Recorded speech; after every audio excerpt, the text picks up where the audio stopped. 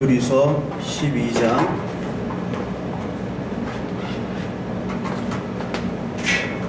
1절부터 3절까지 함께 읽겠습니다. 히브리서 12장 1절부터 3절까지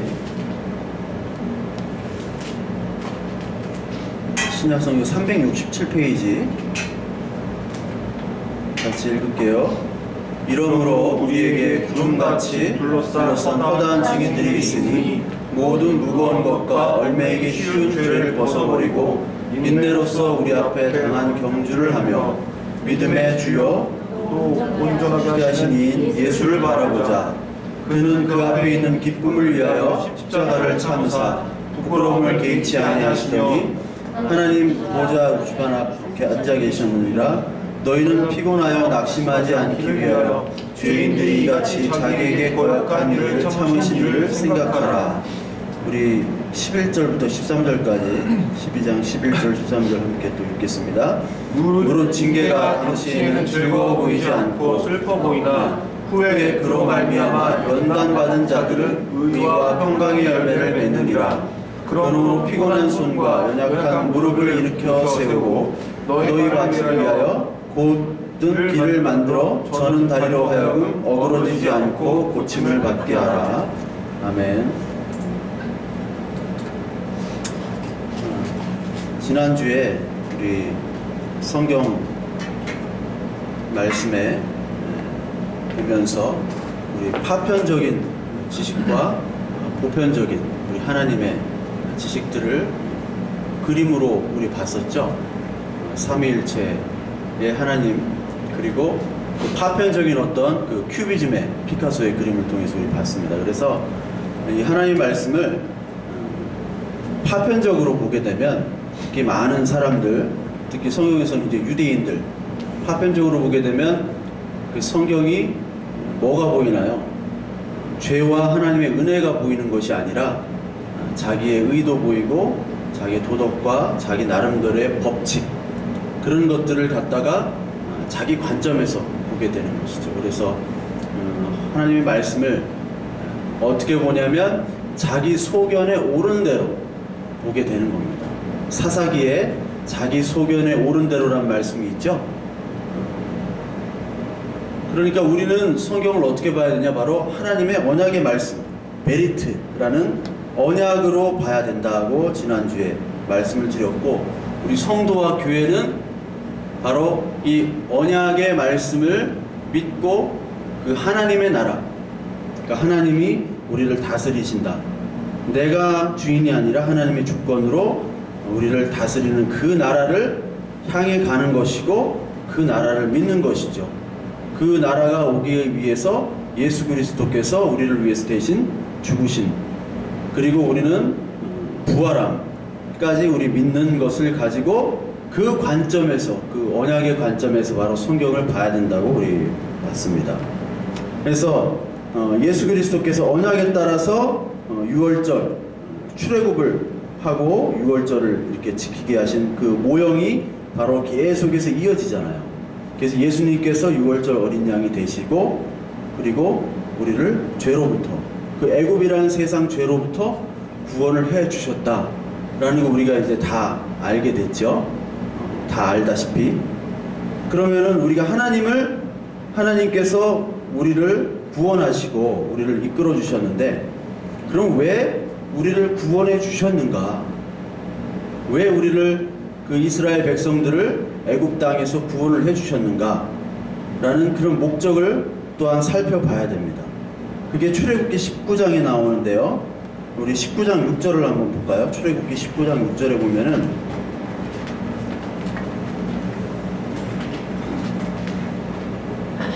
출애굽기 19장 6절 5절부터 6절까지 한번 볼게요.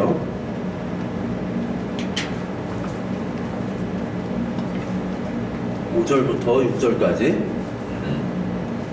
출애굽기 19장 찾으셨죠? 같이 읽습니다.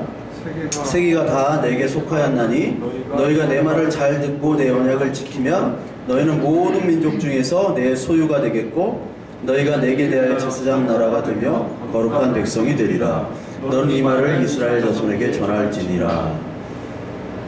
내 소유, 그리고 제사장 나라, 거룩한 백성이라는 단어가 나옵니다.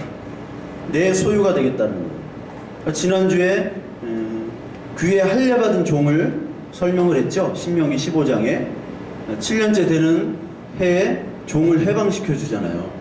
근데 그 종이 자기의 자녀들과 함께 살고 싶으면 못으로 귀에다가 이제 구멍을 뚫어가지고 주인과 함께 살겠다. 그리고 내 가족과 함께 살겠다. 그것이 사랑의 기쁨에 자원하는 종으로 살겠다라는 것이잖아요. 그러니까 우리의 하나님께서 내 소유가, 하나님이 우리를 소유로 삼으신다는 것이 바로 구속이라는 것인데, 그것이 바로 뭐냐면 너는 내 것이다. 지명하여 너를 불렀다. 그래서 너는 이제 애굽에서 종으로 사는 것이 아니라 나의 종이 되라. 그런 거죠. 기쁨의 종이 되라. 세상의 종이 아니라 하나님 나라의 종. 근데 그 종은 바로 뭐냐면 그냥 세상의 종처럼 여겨지는 것이 아니라 친구고 자녀고 하나님의 모든 능력과 모든 소유를 함께 누리는 것, 그런 종으로 하나님께서 삼아주신다는 겁니다. 그게 바로 소유예요. 그리고 제사장 나라는 건 뭐냐면 하나님의 통치, 은혜, 그 죄사함, 그것들을 보여주는 것이 되겠죠. 제사장이라는 거는 사실 모든 종교의 제사가 있고 제사장이 있는데 바로 거룩한 제사장입니다. 다른 나라의 제사와 다른 나라의 종교와는 다른 것이 바로 제사장 나라예요. 그 제사장 나라는 것은 바로 뭐냐면 제사장이 인간이 제사장이 아니라 결국 나중에 온전한 제사장이신 예수 그리스도를 믿고 섬기는 제사장 나라가 되게라 하는 것이 바로 제사장 나라예요. 그러니까 다른 제사장, 다른 나라의 제사와는 다른 겁니다. 왜? 내가 지금 제사장이 아니라 하나님이 제사장이고 하나님이 제사가 인도하시고 하나님이 그러니까 하나님이신 예수님이 대제사장님과 동시에 본인이 제물로 오셨죠. 그런 경우는 없습니다. 제물과 동시에 제사장이에요. 다른 거는 그냥 동물로 제사를 드려요. 그러나 본인이 제물이 되지 않습니다. 근데 예수 그리스도께서만이 제물이 되셨다. 그것이 바로 제사장 나라라는 것이 바로 하나님 나라예요. 니들이 정성스럽게 제사를 드리는 것이 아니라 내가 내 스스로 제사를 하겠다.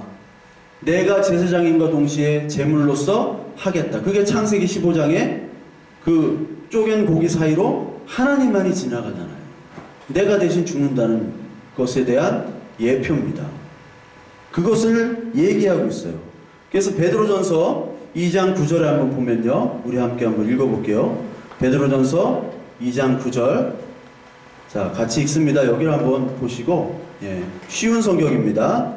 세번역 쉬운 성경 같이 읽겠습니다.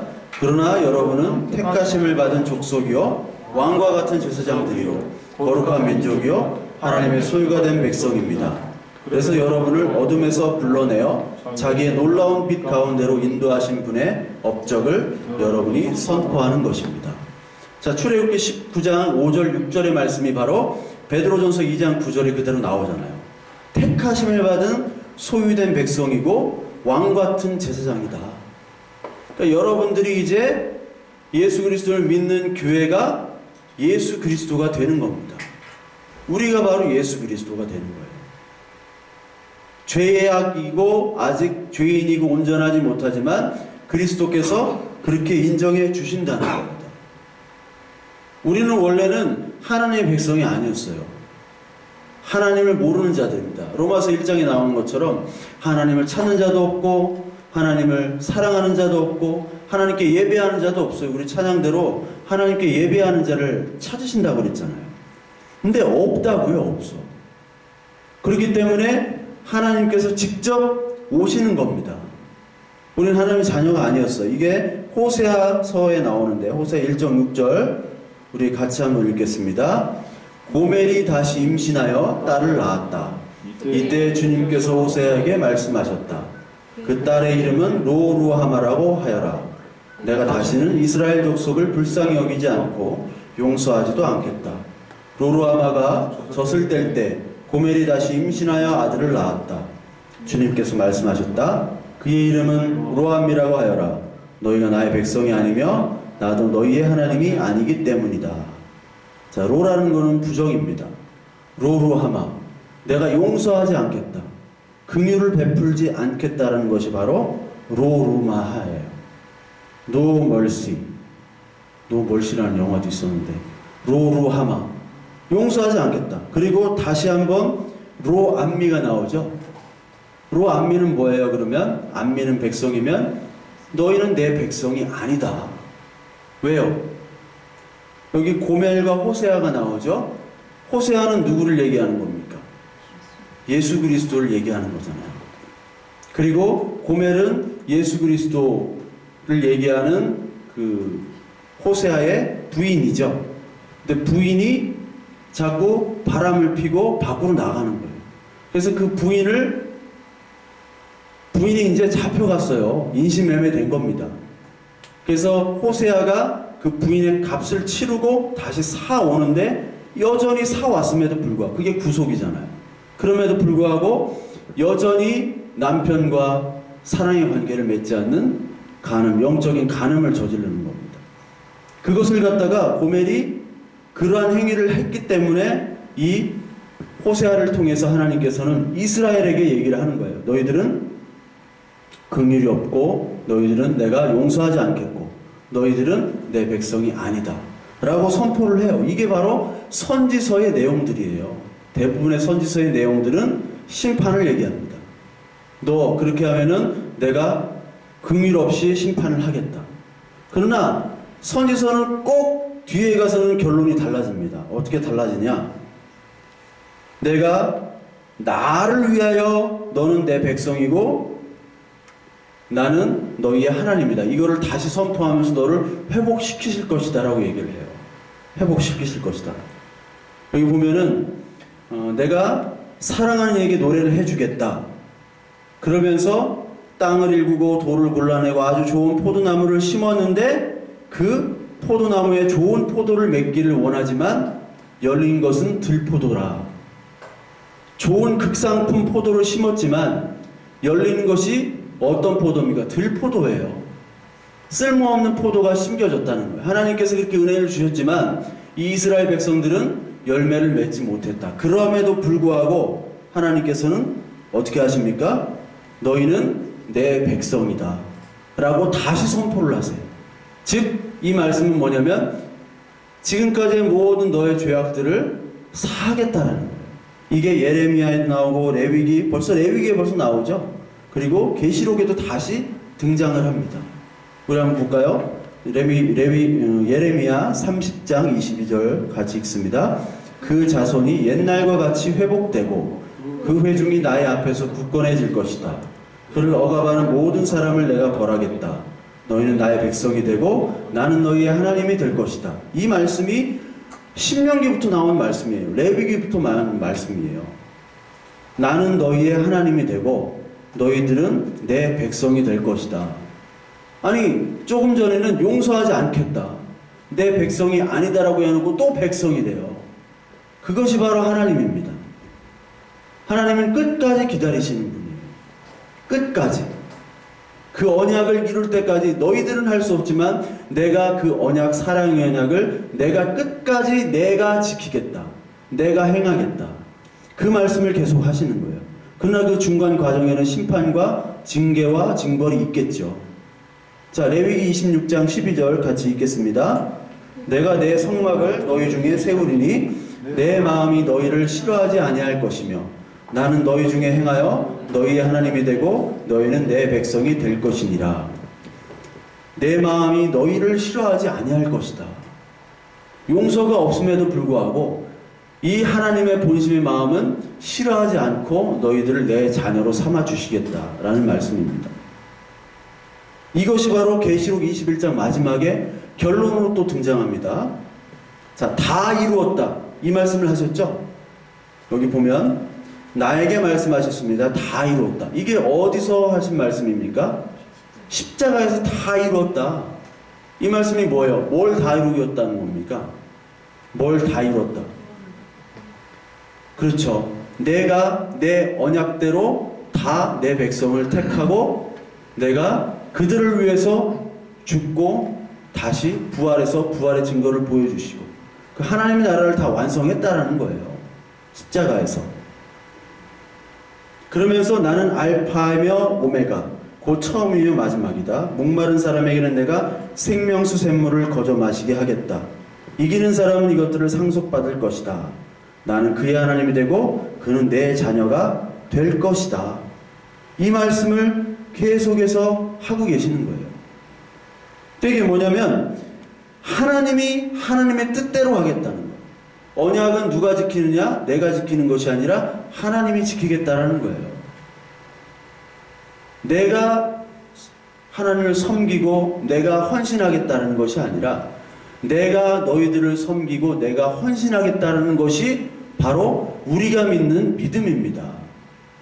그러니까 다른 모든 종교들과는 다른 거예요. 모든 세상의 종교들과는 다른 겁니다. 마가복음 10장 45절에 이런 말씀이 있죠. 마가복음 10장 45절 한번 찾아볼까요? 마가복음 10장 45절 여러분들이 뭐 너무 잘 아시는 말씀입니다. 10장 45절 제가 한번 읽을게요. 인자가 온 것은 섬김을 받으려 함이 아니라 도리어 섬기려 하고 자기 목숨을 많은 사람의 대속물로 주려 함이니라. 많은 종교들은 나를 섬기라고 그러잖아요. 그렇잖아요.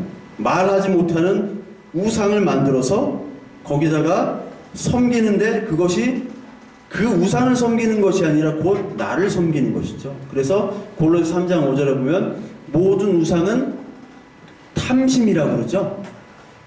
탐심이 우상입니다. 탐심. 그러니까 자기 욕심을 그 우상물에 투영한 것이 바로 모든 이방 종교인데 그렇다면은 내가 열심히 하고 내가 헌신하는 게 먼저예요. 그게 먼저가 돼야 됩니다. 그런데 이 하나님의 우리의 신앙, 이 믿음은 바로 뭐냐면 내가 온 것이 섬김받으려고 한 것이 아니라 섬기려 왔고 내 목숨을 대속물로 주겠다는 것. 이것이 바로 다른 모든 사상과 종교와 구별되는 거룩함이라는 거예요. 거룩함. 그런데 이 거룩함이 많은 사람들에게 받아들여지질 않아요. 내가 열심히 헌신하려고 하는 것들은 이것이 복음이 아니죠. 이것은 내가 열심히 노력해야 돼요. 얼마나 힘들어요. 이것은 바로 배드뉴스인데 복음이라는 것은 니들이 헌신하는 것이 아니라 내가 헌신하겠다. 그것을 믿느냐? 내가 주겠다. 넌 안 줘도 돼. 왜? 너는 줄 능력이 없어. 받지도 않을 거야. 그것이 복음인데 그 복음을 받아들이지 않는다는 거예요. 그것이 바로 죄이며 그것이 타락이에요.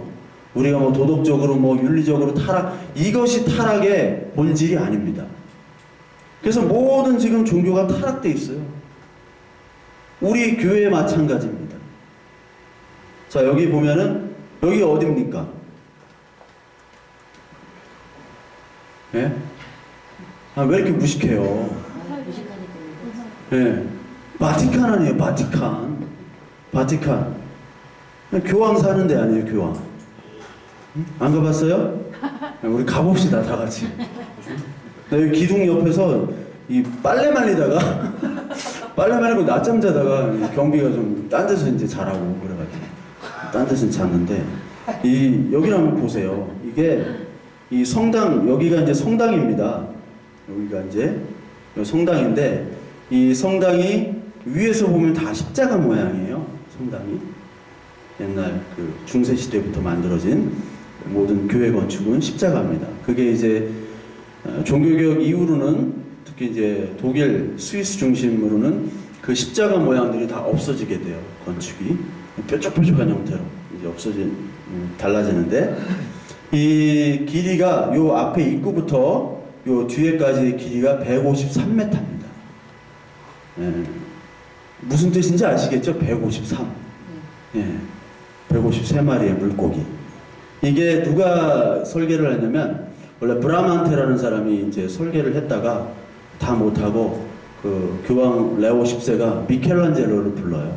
그래서 미켈란젤로가 완성을 하고, 완성은 못했어요. 후에 이제 베르니나 다른 사람들이 이제 조각도 하고 다 했는데, 예, 저기 미켈란젤로가 사실 마지막으로 설계를 한 겁니다. 그 당시 미켈란젤로가 80이 넘었어요. 옛날에 80하고 지금 80하고 다르잖아요. 안 죽어, 미켈란젤로는. 안 죽고 마지막에 저거를 그 설계를 다 하고 죽었어요. 미켈란젤로 대단한 사람인데, 이 교황이라는 것, 그리고 이 캐톨릭 교회는 바로 교회의 황제를 얘기하는 게 교황이죠. 교회가 왕이 되는 거예요. 이게 로마 교회랑 합쳐진 거예요. 로마 권력과. 그것이 바로 캐톨릭에 타락한 것이죠. 세상과 만났을 때. 그러니까 우리는 캐톨릭에서 갈라지는 게 아니에요. 우리가 역사적으로 보면 안 됩니다. 이거를. 같은 교회예요. 캐톨릭도 같은 교회고 우리도 같은 교회예요. 똑같아요. 그런데 하나님은 초대교회부터 나온 것이지 캐톨릭에서 우리가 개신교로 갈라지고 뿌리가 갈라지고 이게 아니에요. 우리도 지금 잘못하고 있고 캐톨릭도 잘못 가고 있는 겁니다.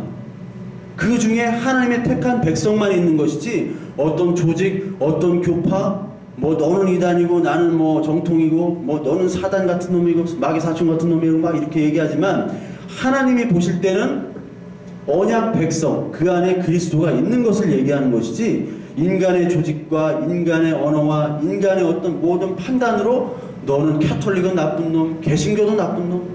캐톨릭은 기도를 하잖아요. 개신교의 그 불쌍한 형제들 빨리 돌아오게 하소서. 집 나간 형제예요. 캐톨릭, 개신교는. 그래서 그 우리를 위해서 기도해요. 저 집 나가서 이단짓 하고 있는 저것들 얼마나 불쌍합니까? 하나님, 저 탕자가 다시 돌아올 수 있도록 이렇게 기도를 한다고요. 캐톨릭의 문제점은 뭐냐면 국가 권력이 됐다는 거예요. 엄청난 권력. 그래서 여러분 그 타노사의 부력이라고 들어보셨죠? 그 신성 로마 제국 하이니 4세와 그레고리우스 7세 황제와 이제 권력 다툼을 하잖아요. 누가 교황이 더 높으냐, 황제가 더 높으냐. 그랬을 때 나중에 그 교황 앞에서 맨발로 눈밭에서 무릎을 꿇고 빌잖아요. 하이니 4세가. 그게 바로 뭐냐면 중세시대의 역사는 교황권과 황제권의 다툼이에요. 결국 교황권들이 결국 많이 이제 승리를 거뒀는데 그것이 바로 이 권력과 종교가 합쳐진 것이 바로 이 카톨릭의 실상입니다. 그래서 캐톨릭은 단계가 있잖아요. 모든 게 단계가 있고 그리고 교황부터 추기경부터 일반 신부, 사제 그리고 수녀가 최고 밑에요. 계급이 있는 겁니다. 이 계급이 어디서 나오냐면 아퀴나스가 아리스토텔레스가 계급을 다 나눴거든. 모두 생물학자잖아요. 아리스토텔레스가요. 생물학자의 계급으로 동물의 계급, 뭐 하늘 계급, 하늘, 땅, 바다, 뭐 땅 밑 이런 식으로 다 모든 것을 만들어놨어요. 아리스토텔레스가. 그거를 그대로 적용을 했습니다. 근데 베드로전서 2장 9절에 우리는 모두 다 왕같은 제사장이에요. 우리는 계급이 없어요. 원래는. 근데 캐톨릭은 왕권으로 계급을 만들어놨잖아요.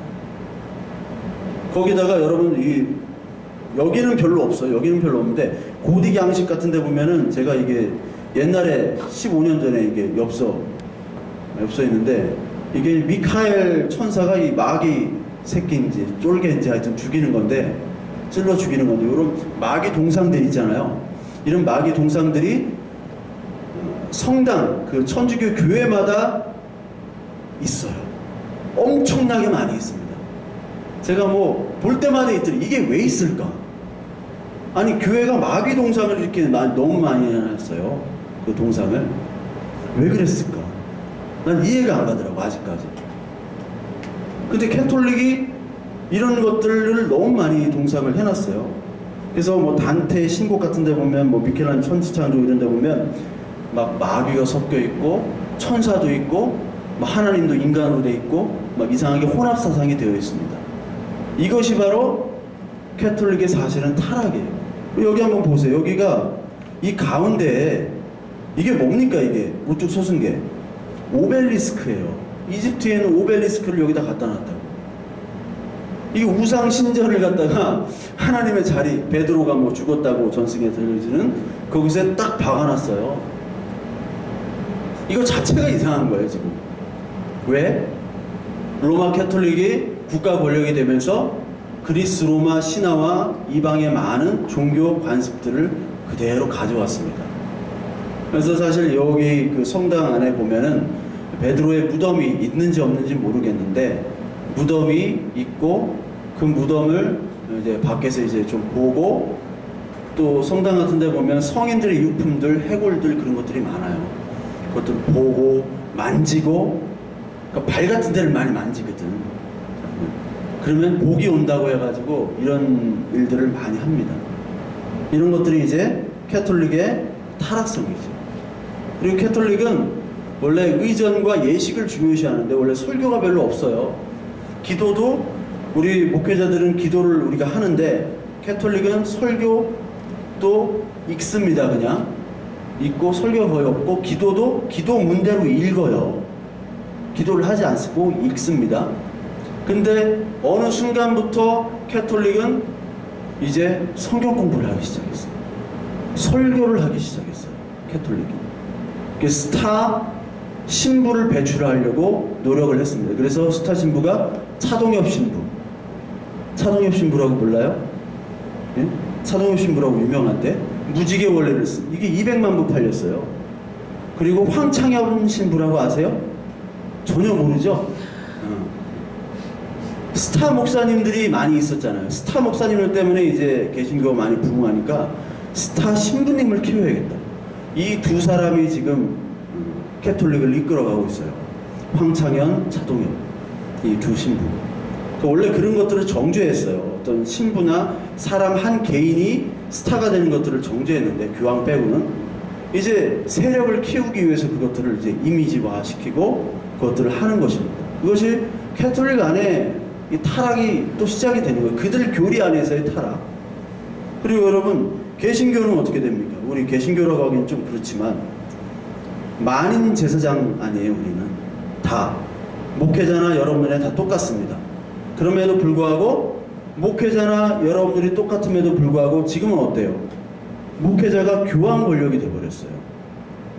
그것은 초대교회의 신앙, 개혁교회의 신앙과는 전혀 다른 것이죠. 캐톨릭은 캐톨릭대로 또 이상하게 돼버리고 우리는 우리대로 또 이상하게 돼버리는 거예요. 그리고 우리는 오직 믿음으로 구원을 받는데 거기서 펠라기우스라는 주의가, 펠라기우스라는 건 여러분이 설명하기 여러분들 뭐 너무 오래 걸리니까 내 힘으로 하겠다라는 거예요. 내 힘으로 구원을 받겠다. 여기 또 반 펠라기우스가 있습니다. 이거는 펠라기우스인데 약간 섞인 펠라기우스예요. 이게 바로 캐톨릭입니다.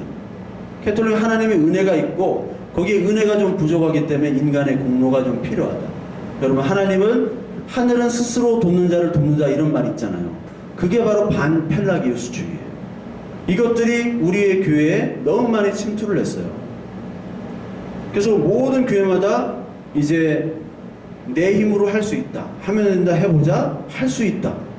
할 수 있거든 무엇이냐. 믿는 자에겐 능치 못함이 없느니라. 이걸 구호로 써가지고 막 하잖아요. 우리나라에서도 옛날에 747 공약했잖아요. 응? 이명박 대통령이 747. 뭐 교회도 그런 걸 한다고요. 우리도 한번 해볼까요? 하면 잘 돼. 진짜예요. 하면 응? 매주 7명 이상 새신자 응? 매년 4만 달러 이상 헌금 7은 뭐를 할까? 담임 목사 사례 7만원 이렇게 할까요? 그런 공약들이 지금 넘쳐나고 있다는 거예요. 불교도 또 타락을 했습니다. 원래 불교는 자기가 열심히 하는 거잖아요. 근데 열심히 안 되니까 나무아미 타불이라는 거를 가져와 가지고 타력 구원을 얘기를 해요. 타력 구원. 우리는 자력으로 뭘 하겠다라는 것으로 타락을 했고 불교는 타력으로 내가 안 되니까 우리 수행을 안 되니까 다른 보살의 힘으로 너희들 이 주문만 외우면 너희들은 구원받아 라는 거를 또 대승에서는 가르치고 있어요. 이것들이 종교의 모든 타락입니다. 왜 이렇게 타락을 했느냐? 성경을 하나님의 언약의 관점에서 보지 못하고 파편의 관점에서 보기 때문에 그렇습니다. 그렇게 되면 어떻게 되냐면 이스라엘의 광야 교회가 그렇듯이 그 이스라엘 광야에서 우상을 섬겼듯이 우리 지금도 바로 우상을 섬기는 교회로 바뀔 수가 있어요. 계시록 3장 19절에 예수님께서 유대인들에게 뭐라고 합니까? 이 사탄의 모임아, 그렇게 하시잖아요. 지난주에도 바리새인들에게 뭐라고 합니까? 너희들의 아비는 마귀다. 이 마귀 새끼들, 뱀들의 새끼들아. 그러니까 막 또 그 바리새인들이 먼저 그랬죠. 이 사탄놈아 또 예수님한테 그러니까 또 예수님은 너희들이 사탄이다 이렇게 얘기하시잖아요. 이것이 바로 하나님의 언약 관점에서 보지 못할 때 생기는 현상들입니다. 그렇게 되면은 이게 기독교나 불교나 뭐 캐톨릭이나 뭐 이슬람이나 다 똑같은 종교가 되어버려요. 다 탈핵 구원이 있는데. 그것이 바로 이 시대의 문제점입니다. 그래서 캐톨릭 한번 여기 보시면요, 이게 사실 어떻게 보면 굉장히 이 오벨리스크와 돔 모양이 사실 모든 그 이방 종교에 있는 그 신전의 형태들이에요. 돔과 오벨리스크. 로마 가시면 판테온이라는 건축물이 있는데 여기와 똑같이 만들어 놨습니다. 판테온 앞에도 또 오벨리스크가 있고 판테온 위는 돔 지붕이에요. 거기가 원래 판이 모든이라는 뜻이고 헬라어로 테온이 테오스, 그러니까 신이라는 거거든요. 모든 신을 다 섬기고 있는 그 건축물을 그대로 크게 여기다 해놓은 겁니다. 사실은 에스겔서 8장 14절 8절에 우리 한번 볼까요? 이것이 바로 에스겔을 통해서 하나님께서 너희들이 얼마나 우상을 섬기고 있는지에 대해서 말씀하시고 있는 겁니다. 제가 한번 읽어볼게요. 그리고 나서 그는 나를 주님의 성전으로 들어가는 북문 어기로 데려오고 가셨다. 그런데 이것이 웬일인가? 그곳에 여인들이 앉아서 담무스 신을 애도하고 있지 않은가? 성전에 지금 다른 담무스라는 신을 여자들이 애도를 하고 있대요. 사람아, 너는 잘 보았느냐? 이것들보다 더 역겨운 일을 또 보게 될 것이다. 그가 나를 주님의 성전 안뜰로 데리고 가셨는데 주님의 성전 어귀에 바로 그 현관과 제단 사이에 사람이 25명이나 있었다. 그들은 주님의 성전을 등지고 얼굴을 동쪽으로 하고 서서 동쪽 태양에게 절을 하고 있었다. 자, 여기 보시면 담무스 신이라고 그러죠. 이 담무스 신은 그 니므롯 아시죠? 니므롯이 태양신의 아들이다 라고 뭐 구전으로 내려온다고 그래요. 그래서 이 니므롯의 부인이자 담무스라는 사람의 어머니인 그 세미라메스라는 사람이 여자가 담무스가 죽은 거를 갖다가 다시 부활해서 이 니므롯이 다시 살아났다. 이 아들이 바로 니므롯 신이다 라고 하면서 이렇게 그 아들을 안고 있는 상들을 많이 이렇게 만들어 놓고 그거를 숨겼다고 그래요. 그러니까 어떻게 보면은 여기 보면은 이게 뭡니까? 미켈란젤로가 피에타 상이죠. 이런 성모 마리아와 그리고 예수 그리스도 죽은 이것이 담무스와 세미라메스의 어떤 전설적인 그 우상 신화를 그대로 갖다 놓은 것으로 해석을 합니다. 즉 여기 보시면 동쪽 태양에게 절을 한다라고 나오죠. 또 동쪽이 뭡니까? 지난주가 아니라 한 달 전에 동쪽이 미츠라임인데 미츠라임이 바로 뭐냐면 애굽을 뜻한다고 그랬죠. 애굽의 태양의 신에게 지금 절을 하고 있다라고. 애굽 태양의 신, 즉 모든 신의 왕인 태양신에게 지금 너희들은 성전 안에서 울면서 기도하고 성전에서 우상을 섬기고 있다는 말씀이 바로 에스겔서 8장의 말씀이에요. 즉 너희들은 너희 힘으로 나를 섬길 수 없는 죄악된 백성임을 여기 에스겔서 8장에도 고백하고 있는 거예요. 그러면서 이 건물에서 예배를 드리고 제사를 드리고 뭐 찬양하고 하지만 너희들의 진짜 찬양이 찬양이냐, 예배가 예배냐, 이 성전이 뭐냐 라고 말씀을 하고 계시는 거예요. 너희들의 마음이 뭐냐, 도대체 너희들은 왜 예배를 드리며 너희들 안에 하나님이 있냐, 그거를 지금 물어보시는 거예요. 우상 태양을 섬기면서 하나님이라고 이름만 바꿔서 나를 섬긴다고 열심으로 그리고 정성으로 나를 섬기지 않느냐, 그 말씀을 하는 겁니다. 그래서 예레미야 7장 4절 한번 봅시다. 우리 같이 읽을게요. 시작. 예레미야에게 말씀이 임하니라. 이르시되 너는 여호와의 집 문에 서서 이 말을 선포하여 여호와께 예배하러 이 문으로 들어가는 유다 사람들아, 여호와의 말씀을 들으라. 만군의 여호와 이스라엘의 하나님께서 이와 같이 말씀하시되 너희의 길과 행위를 바르게 하라. 그리하면 내가 너희로 이곳에 살게 하리라. 맨 밑에 한번 크게 읽어보겠습니다. 너희는 이것이 여호와의 성전이라. 여호와의 성전이라. 여호와의 성전이라 하는 거짓말을 믿지 말라. 여호와의 성전이라, 성전이라. 이러니까 예레미야를 죽이려고 하는 거예요. 유대인들에게 메시아의 조건이 뭐냐면 성전을 저어줘야 됩니다. 메시아는 배웠죠. 예루살렘에 지금 그 성전터, 솔로몬 성전터에 지금 성전이 없고 대신 뭐가 들어가 있습니까? 모스크, 이슬람 모스크가 그 자리에 차지하고 있어요. 메시아가 오시면 그 모스크가 부서지고 솔로몬의 성전을 지어야지만이 메시아입니다. 그렇잖아요. 그것이 메시아인데 그 성전을 그렇게 중요시하는 이 이스라엘 사람들에게 성전이 아니래요. 이런 거짓말을 믿지 말래요. 성전은 건물일 뿐이죠. 하나님이 성전에만 계십니까? 아니잖아요. 근데 왜 지금까지도 교회에서 성전을 하냐고. 성전은 없어요. 성전은 뭐라고 그랬어요? 예수 그리스도고 너희라고 그랬잖아요. 고린도전서에도 그러고 모든 성경에서 그렇습니다. 그리고 계시록 새하늘과 새 땅, 계시록 20장 넘어가면 그곳에서 요한이 계시를 봤는데 그 새하늘과 새 땅에 성전이 있었습니까? 없었습니까?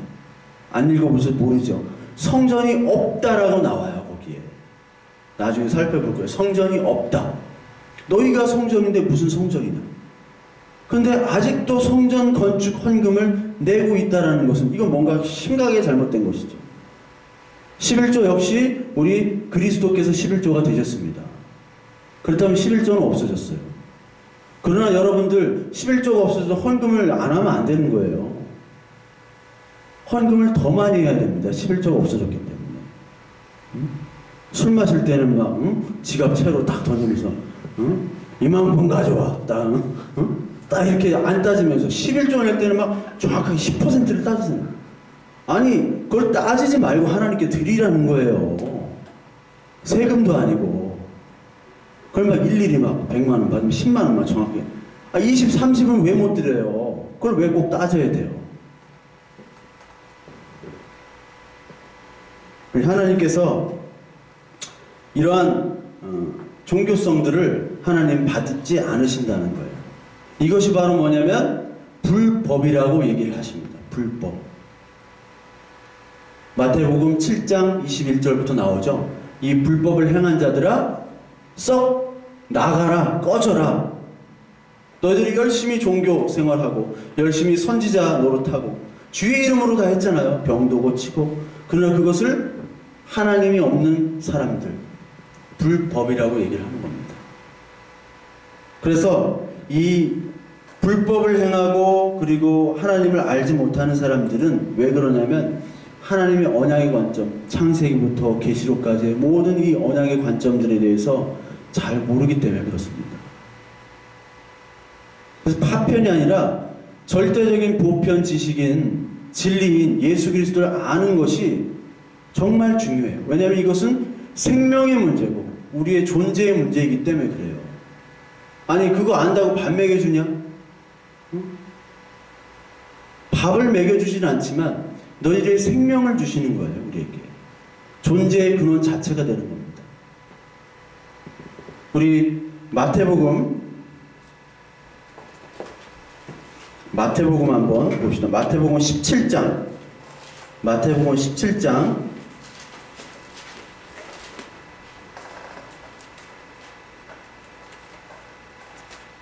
17장 1절에 한번 보시겠습니다.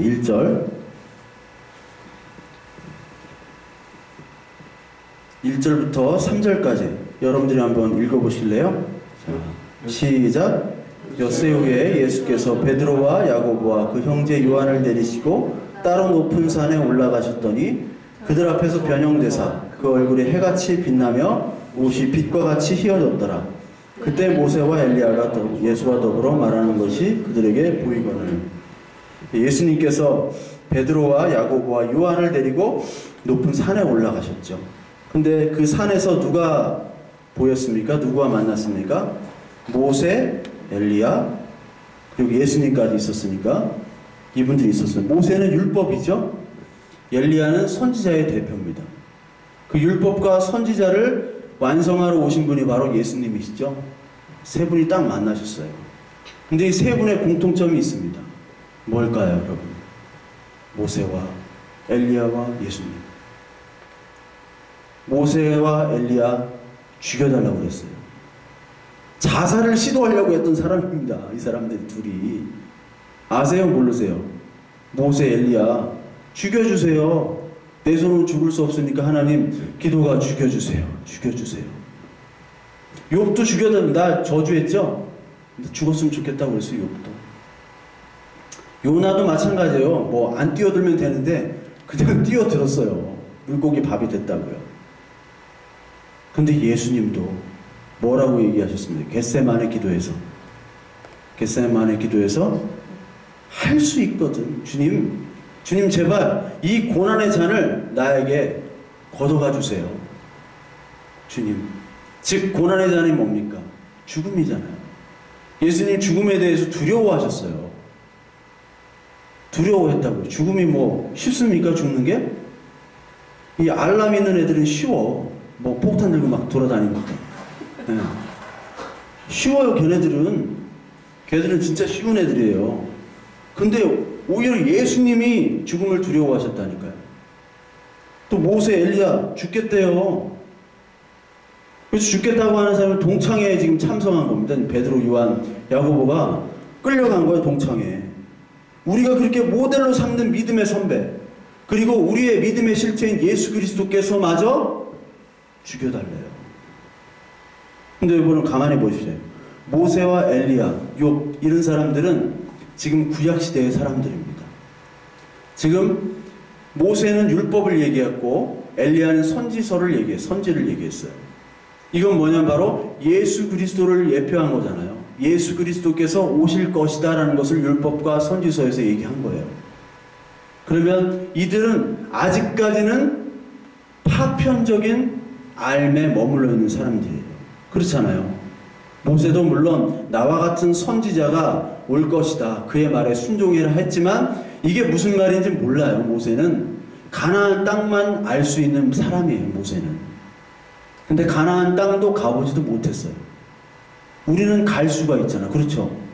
돈이 없어서 그렇지 비행기 타고 가잖아요. 어? 우리 얼마든지 볼 수가 있어요.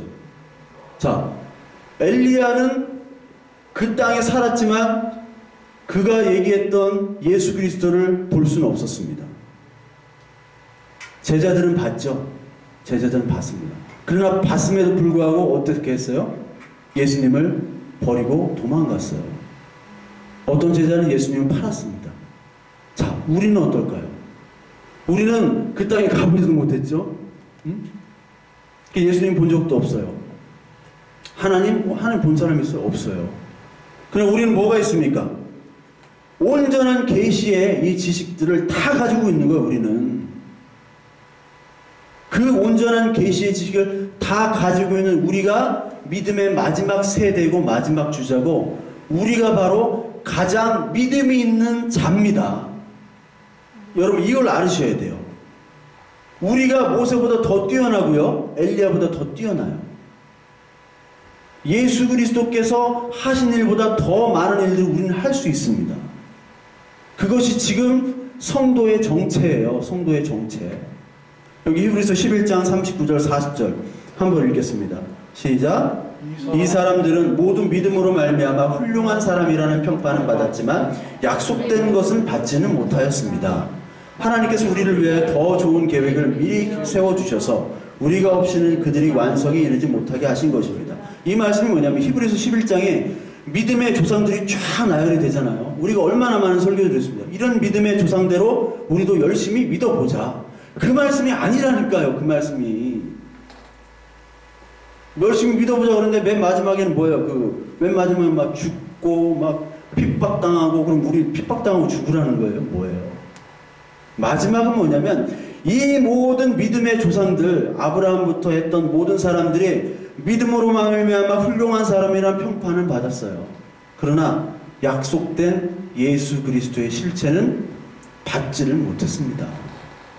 그렇다면 하나님께서 우리를 위해, 지금 우리를 얘기하는 거예요. 지금 성도들을.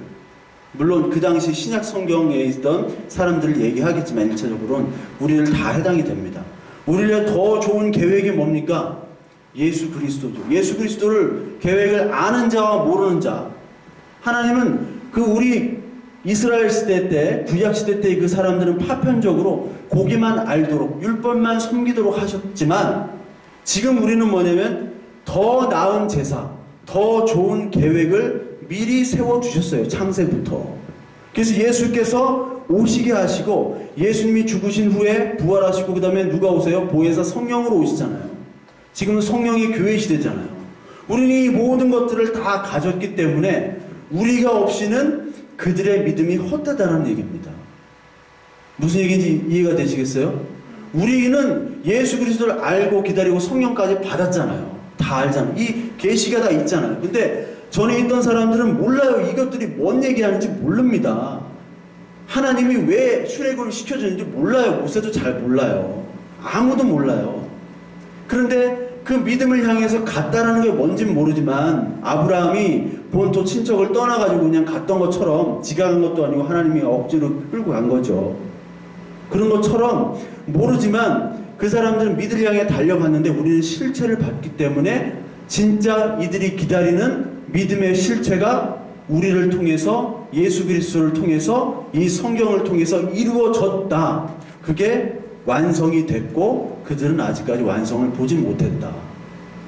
우리가 더 믿음이 있는 자라는 거예요. 훌륭해서 그런 것이 아니라 하나님의 언약의 결과가 우리가 훌륭하게 이런 믿음의 자녀들로 이끌어 주셨다는 겁니다. 그래서 그런 관점에서 봤을 때, 우리가 처음 읽어봤을 때 히브리서 12장 다시 한번 넘어가시면요, 히브리서 12장 보면 믿음의 주요라고 나오죠. 믿음의 12장 2절에 보면 믿음의 주요 또 온전케 하시는 이인 예수를 바라보자. 바라보면 뭐예요? 뭐 어떻게 하겠다는 거예요? 자, 3절에 보면 너희가 피곤하여 낙심하지 않기 위하여 죄인들이 이같이 자기의 거역한 일을 참으신 일을 생각하라. 우리가 지금 피곤하고 낙심한다는 거예요. 이 히브리서 저자는 히브리인들, 어떤 히브리인들이냐면 하나님을 믿지만 같은 유대인이나 다른 많은 그 로마 정권들로부터 핍박을 받아서 고난을 받는 히브리인들에게 쓴 편지입니다. 니들 정말 핍박받고 고난받는데 피곤하고 낙심하지 않기 위해서는 뭐를 바라보라는 거예요? 믿음의 주인 예수를 바라보고 생각하라는 거예요. 생각하면 뭐가 나와요? 뭐가 나오죠? 온전한 지식이 나오잖아요. 하나님께서 지금 우리들이 어떤 존재인지를 깨닫게 해주시잖아요. 옛날에 모세의 시대가 아니라 모세, 엘리야, 예수님이 지금 누구와 변화산에서 같이 있습니까? 자기들 베드로, 야고보, 요한과 같이 있잖아요. 동시대에 함께 있는 겁니다. 지금 그들의 고난과 그들의 아픔, 모세, 엘리야 얼마나 힘들었으면 죽여달라고 그랬겠어요. 그 사람들이 지금 예수 그리스도와 함께 있다는 것 자체가 위로가 되는 겁니다. 우리도 역시 예수 그리스도와 함께 있는 겁니다. 아무리 고난과 핍박과 역경이 있을지라도 그것을 얘기해 주시는 거예요. 이 지식, 온전한 계시록까지 이어지는 이 지식이 없으면 우리는 좌절하고 낭망할 수밖에 없어요. 우리가 이 온전한 지식을 버리고 열심히 종교생활하면 그것 때문에 힘들어지고 그것 때문에 아파하고 그것 때문에 죽는다니까요. 죽게 해달라니까요. 이것이 바로 예수 그리스도를 바라보라는 겁니다. 왜? 낭망하지 않기 위해서. 낭망하지 않기 위해서. 피곤하고 낙심하고 초라해질 때, 그때 예수 그리스도를 생각하라는 겁니다. 그래서 우리가 죄와 피 흘리기까지 싸우는 것은 하나님 믿게 하지 못하는 마귀와의 싸움이죠. 마귀는 기적도 베풀고, 그리고 능력도 있고, 인품도 좋아요. 예쁘고 잘생겼습니다. 그러나 뭐만 못해요? 예수 그리스도를 믿게 하는 능력은 없어요. 마귀들은 계속해서 그 상태로 가게 합니다. 예수 그리스도에 대한 온전한 지식이 없이는 우리는 세상에 칭찬받는 일들은 너무나 많이. 여기 보세요. 훌륭한 사람 평판을 받았지만 약속된 것은 받지를 못합니다. 그렇게 만들어 버려요. 우리 예수 그리스도를 믿는다는 것은 바로 어떠한 고난이든지 어떠한 핍박이든지 그리스도를 바라보며 그리스도와 함께 있음으로 그 고난을 이겨나가는 겁니다. 어떻게 이겨나갈 수 있느냐? 온전한 이 계시의 말씀이 있기 때문에 이겨나가는 거예요. 마지막 우리는 어떻게 될지 다 알잖아요. 죽을 수 있는 겁니다. 죽음이 바로 축복이라는 거예요. 그러나 종교에만 열심히 하면 죽겠다고 하는 사람이 있나요? 없어요. 팔복. 여러분 팔복 아시죠? 마태복음 팔복.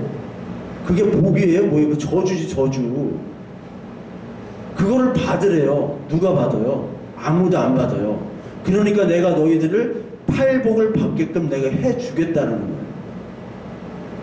복은 주셔야지 받는 겁니다. 팔복을. 복음은 그 팔복을 받는 것이지 종교는 그 팔복을 거부합니다. 그래서 예수 그리스도를 거부해요. 그러니까 종교생활 열심히 하면 잘 될 것 같아요. 실제로 잘 됩니다, 여러분. 긍정의 힘을 가지고 사세요. 제가 그랬어요, 옛날에 예수님 안 믿었을 때. 내 형편, 이것들을 어떻게 역전하려면 긍정의 힘밖에 없어, 나에겐. 왜? 세상이 다 그렇게 사니까. 긍정의 힘밖에 없는 거예요. 잘 될 것이다. 너는 잘생겼다. 너 머리가 날 것이다. 안 나고 있어.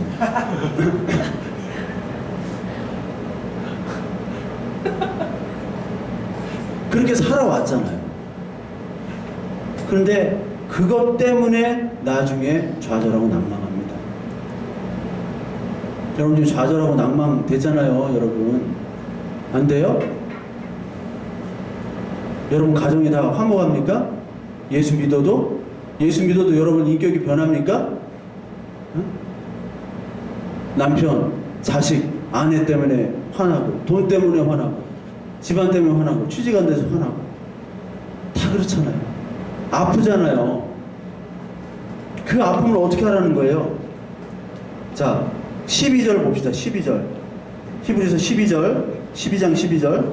그러므로 피곤한 손과 연약한 무릎을 일으켜 세우고 너희 발을 위하여 곧은 길을 만들어 저는 다리로 하여금 어그러지지 않고 고침을 받게 하라. 피곤한 손과 연약한 무릎을 일으켜 세우래요. 지금 히브리인들이 어떤 상태냐? 예수 그리스도를 믿는 히브리인이 피곤한 손과 연약한 무릎이에요. 하나님 나 죽여주세요. 나 더 이상 못 참겠어요. 나 너무나 힘듭니다.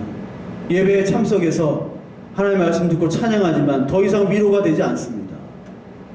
내 마음이 냉랭하고 내 가족 때문에 힘들고 내 환경 때문에 힘들고 내 믿음 없음에 힘들고 그 상태를 지금 고백하는 겁니다. 그러나 그 상태가 다시 뭐냐면 11절에 나오는 것처럼 그 징계가 당시에는 즐거워 보이지 않아요. 당시에는 슬퍼 보입니다. 그러나 후에 그로 말미암아 연단받은 자들은 의와 평강의 열매를 맺느니라. 우리가 즐거워 보이지 않아요. 지금 즐겁지 않잖아요.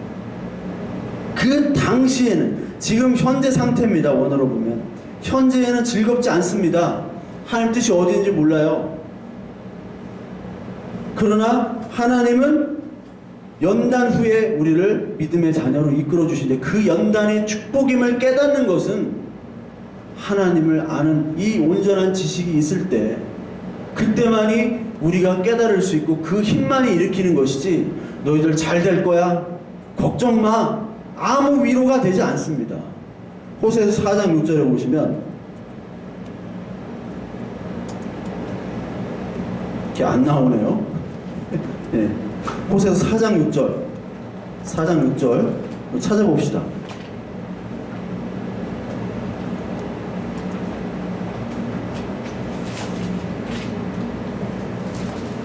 호세아서 4장 6절을 보겠습니다.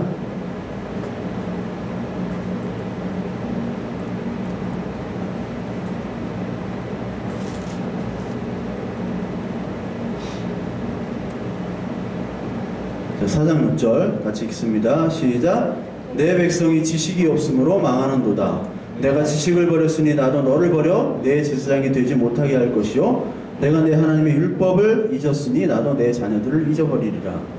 그들은 번성할수록 내게 범죄하니 내가 그들의 영화를 변하여 욕이 되게 하리라. 지식이 없으면 망하게 되는 겁니다. 지식을 가지리. 이 지식이 머리로 아는 지식이 아니죠. 여러분 더 설명 안 해도 되죠. 온전한 하나님의 말씀을 내 믿음으로 받아들이라는 거예요. 이 지식만이 본향을 사모하게 되는 것이고, 피곤한 손과 연약한 무릎과 저는 다리를 고칠 수 있는 능력입니다. 하나님은 우리를 사랑하시기에 그 사랑의 언약으로 끝까지 인도를 하시는 거예요. 이 땅에서 우리가 살지만 낙심과 환난과 기근과 핍박과 칼이나 협박이나 어떠한 고통과 죽음에도 그 하나님의 사랑의 언약을 끊지 못하겠다. 바울이 로마서에서 했던 말씀처럼 이 하나님의 언약을 깨달을 때만이 그런 모든 위험과 고난과 핍박으로부터 우리가 능히 이겨나갈 수 있는 힘을 그 언약의 말씀에서 느껴지는 거예요. 얻을 수 있는 겁니다. 우리 이사야서 35장 같이 한번 읽겠습니다. 35장 여기 보시면 같이 읽을게요. 너희는 약한 손을 강하게 하며 떨리는 무릎을 굳게 하며, 여기 앞에 있습니다. 겁내는 자들에게 이르기를 굳세어라. 겁내는 자들에게 이르기를 굳세어라. 자, 됐죠? 겁내는 자들에게 이르기를 굳세어라. 두려워하지 말라. 보라, 너희 하나님이 오사 보복하시며 갚아주실 것이라. 하나님이 오사 너희를 구하시리라. 그때 맹인의 눈이 밝을 것이며 못 듣는 사람의 귀가 열릴 것이며, 그때 저는 자는 사슴같이 뛸 것이며 말 못하는 자의 혀는 노래하리니 이는 광야에서 물이 솟겠고 사막에서 시내가 흐를 것임이라. 약한 손을 강하게 하며 떨리는 무릎을 굳게 하며 겁내는 자들에게 이르기를 굳세어라. 금순아, 두려워하지 말라. 보라, 너희의 하나님이 오사 보복하시리라. 여기 나오죠? 이 이사야의 말씀을 바로 히브리서에서 인용한 겁니다. 그냥 굳세져요? 그냥 무릎이 세워져요? 아니라는 거지. 너희들 고난과 역경을 어떻게 이겨나갈 수 있느냐? 이 땅에서 생각하지 말고 본향을 생각하라. 그리고 이 땅이 그리스도와 함께하면 본향이 되는 거예요. 근데 그리스도 없이 왜 이 본향을 자꾸 축적하려고 그래요? 이 땅을 축적하려고 그래요. 육신의 장막이 걷어간다고요. 월세, 전세 살면서 인테리어 하는 사람 봤어요? 지금 예수 그리스도 믿지 않는 사람은 월세 살면서 그 집 자기 것도 아니면서 그거를 인테리어 하려고 하는 사람과 똑같은 겁니다. 자기 집이 아니에요. 우리 모든 것들은 내일이라도 떠나고 가야 돼요. 이거 다 두고. 그 집 사지 말라고요. 어? 월세 사러 월세. 뭐 그냥 돈 들여가지고 그거 아파트 사겠다고 그 난리를 쳐요. 그게 목표가 되면 안 되잖아요. 그럴 때 고통이 오는 거예요. 거기에 매일 때. 그것으로부터 하나님은 자유를 시켜주시는 겁니다. 우리 욕심 때문에 고통받고 우리 욕심 때문에 고난을 받는 거예요, 사실은. 그로부터 자유하시고 이 땅에서의 어떤 고난과 아픈 핍박을 그리스도의 말씀으로 이겨나가시는 저와 여러분들 되시길 바랍니다. 잠시 기도하겠습니다.